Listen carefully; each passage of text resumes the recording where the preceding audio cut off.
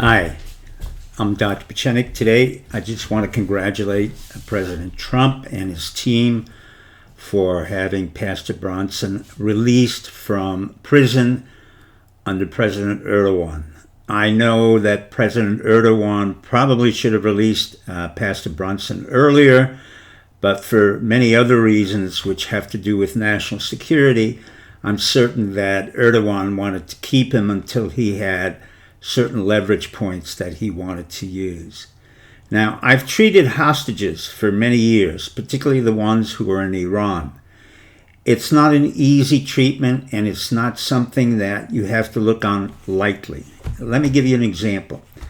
When a hostage comes out, no matter how long a period of time they've been held hostage, it's important to understand that they've endured an immense amount of stress and isolation, which is incorporated both into their psyche and into their body.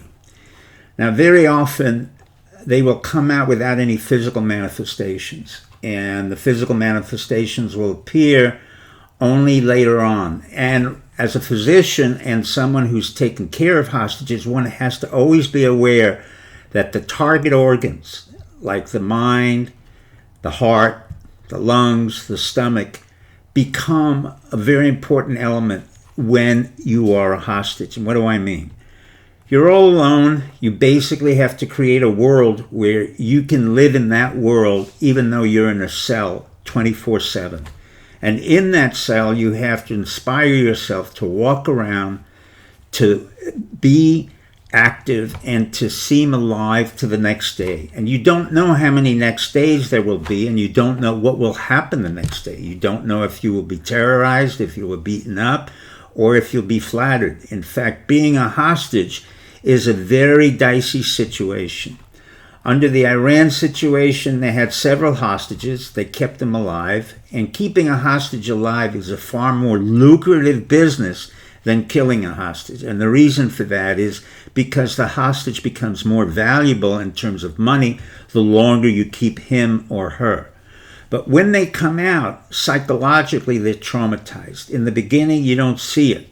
It comes out at different points: a headache, a heart condition, stomach ache, malaise, depression, severe depression, and often hospitalization. When that occurs, it becomes a pattern that is hard to break in the future. So what has to happen? You have to be aware as a physician that the day that an individual is taken hostage becomes an anniversary reaction, or the date in which the hostage will recapitulate the symptoms that he or she has had that made them ill at that particular point. So if they were taken hostage March 15th in 2016, they will repeat that same type of seizure or stomach ache or headache on 2017 on March 15th, 2018 on March 15th. It's what we call an anniversary reaction.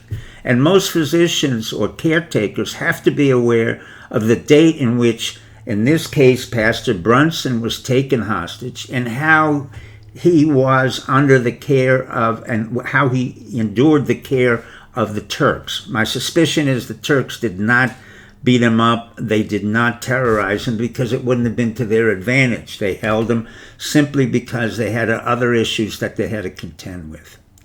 So from my point of view, I want to thank all the people involved, including the intelligence community, the boys upstairs with the satellite pictures and all the other assets that we have, as well as the diplomacy corps and Secretary of State Pompeo, who was very instrumental in this, as well as the family members of the pastor.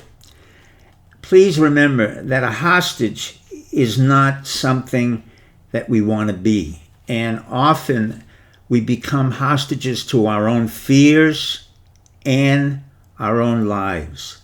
And on that note, I want to bid you good night and good luck.